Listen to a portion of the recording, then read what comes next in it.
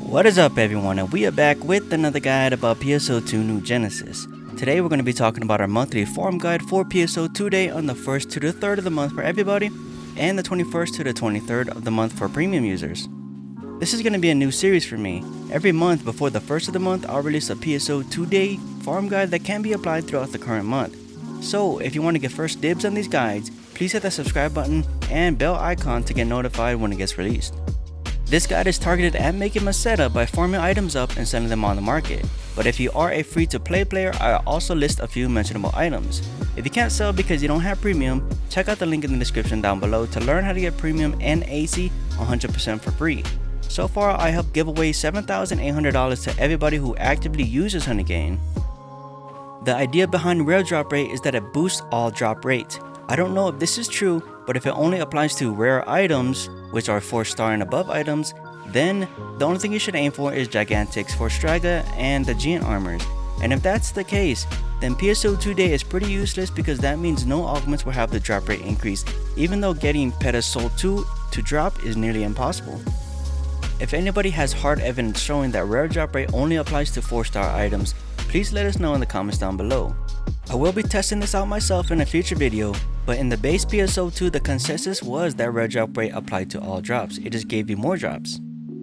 Throughout farming augments, I noticed I did get more augment drops during PSO2 days, however that could be due to luck, so keep that in mind. Nevertheless, using base PSO2 as a reference, this video is assuming rare drop rate boosts all drop rate. The first up is free to play players. This item is the gold prim swords. If you don't know, gold prim swords are really useful because you can exchange 10 of them for one 10% augment success rate boost. However, you can only exchange 3 of those per week. And this means that in the future, when you need more of these capsules, it's going to be very useful to max out your exchanges every week. And this is where farming gold prim swords during PSO2 Day and other rare drop rate days is extremely useful. Since free-to-play players can't make Meseta as easily as premium users because they can't sell on the market, it would be a good idea to farm these gold prim swords instead of buying them. Gold prim swords are farmed from gold colored bosses, such as the trail bosses, PSC burst bosses, and dread veteran bosses. Throughout farming for this, silver swords will be available to farm as well from silver colored enemies. In my experience, the best way to farm these is through level 15 combat zones like Resolve Forest, Vanford Lab rank 2, and Mount Magnus rank 2, then farm the PSC bursts. You shouldn't just choose any location though. These different locations drop different items, and if you're trying to farm other specific zone items, I would take that into consideration. For me, one of the best armors in the game is quality armor aside from the Giant armors. However, if you can get quality armors with Fix-Up Performa 5 on them, that is a home run drop. That is because Fix-Up Performa 5 helps you unlock unlimited photon points. On top of that, the armor gives you an additional 6 PP each, boosting your farming rate, essentially increasing your drops per hour and Meseta per hour. Unlimited PP is when you gain more photon points than you use, allowing you to endlessly farm without any downtime. This is accomplished by having a Force main class or subclass with Eradication PP gain or Maintain PP gain. If you do want to learn more about this, I made an in-depth video guide titled 1-star armors are top tier, listed in the description down below. Next is the Mastery Augment. Mastery 1 can be created in the Exchange Augment Capsule and NPC for 5 Might 1s, 5 Precision 1s, and 5 Technique 1s, then 5 Photon Quartz and 5 Trinite. These augments are quite easy to get while just farming throughout the game. Photon Quartz and Trinites are 3-star materials that respawn every day. When you destroy a mineral node, it can drop between 1 to 3 minerals each. If rare drop rate applied as we are assuming, it should give you more minerals per mineral node, so you're gonna have a higher chance of getting 2 to 3 minerals each. So you should always try to get minerals every PSO2 day and every rare drop rate day. Then comes the next augment, Ailment. This augment is one of the more expensive ones that's going to be extremely useful when Braver comes out, and you definitely bet it's going to be more expensive. That is because Braver uses melee potency and range potency. There is a new augment that's going to boost both of these, but if you add Ailment on top of that, it's going to boost it even more. To make Ailment, it requires 5 of each Ailnote A, B, C, and D, and then 5 Photon Quartz and 5 Trinites. If your goal is to create Ailments, then you need to farm all 4 notes. However, if you want to focus on just one of the notes and sell them on the market, then you need to learn how to maximize your farming. In my experience, it is best to farm around a Raikuro device.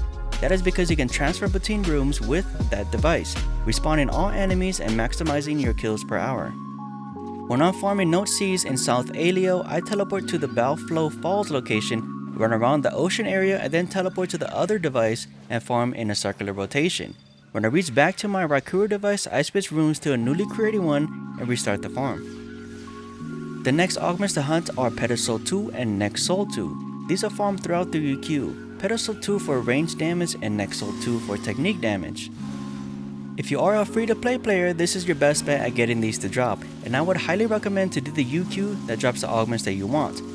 Lastly is Gigantix farming. Unfortunately, you really can't farm these because now it's random, but I am working on a 24/7 stream with thunderstorm alerts. I should have that done within the next couple of days, so keep an eye out for that. I did get an email from my server host saying it's in its final steps and should be done within 3 days. And when that stream is up, it's going to have a giveaway event ending at the end of the month for Arcs Cash, and depending on how well that giveaway does, I might do monthly giveaways. The best way of farming for Gigantix is cycling through rooms. What I like to do is first join a 32 player room, and after my first kill, I teleport to a different location in hopes of a Gigantix being there, and if there's enough players there, that's going to be my second kill. My third, fourth, and fifth kill is teleporting to Central Aileo and swapping between rooms. The key here is finding a room with a Gigantix in it. What I like to do is sort by vacancies in the same sector when I am in Central Aileo. Then I try to find a room with a low population because a low populated room means a higher chance of their Gigantix still being there, and after I kill it, I repeat and find the next room for the fourth and fifth kill. If you want an in-depth video guide about my thought process to help you get 5 Gigantix kill per thunderstorm and for alliances up to 10, check out that video linked in the description down below. And that's it for this video. I know this game is really new and there's not really much to farm right now, but this is what I do to make 250k to around 350k Meseta every hour. And if you like this video and it helped you out, please hit that like button and subscribe for more videos. Thank you all for tuning in and listening, and until next time.